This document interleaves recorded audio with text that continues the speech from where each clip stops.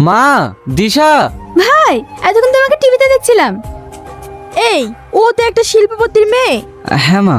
তুই যার জন্য গিয়েছিলি সেই ইন্টারভিউর কি হলো? আমার ভীষণ খিদে পেয়েছে, আগে খেতে দাও, আমি তোমাকে পরে সব বলবো।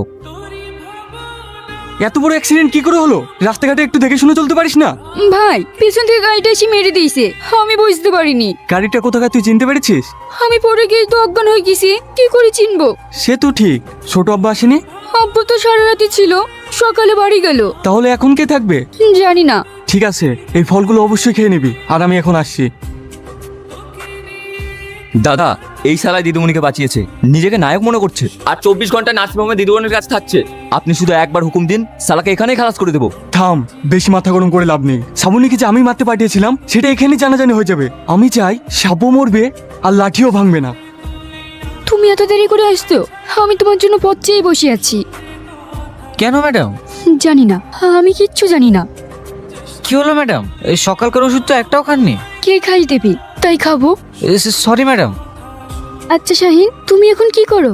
ম্যাডাম, আমি গরিব মানুষ, মাঠে ঘাটে কাজ করি। তুমি জোন খাটো। তা না হলে খাবো কি? বাড়িতে মা, বোনের পড়াশোনার খরচা সবই তো আমাকে চালাতে হয়, বুঝতেই তো পারছেন। না খাটলে চলবে? একটা যদি কাজ পেতাম। তোমার একটা কাজের খুব প্রয়োজন, তাই না? হ্যাঁ ম্যাডাম। দেখবে ঠিক পেয়ে যাবে। আমি তাহলে আসছি।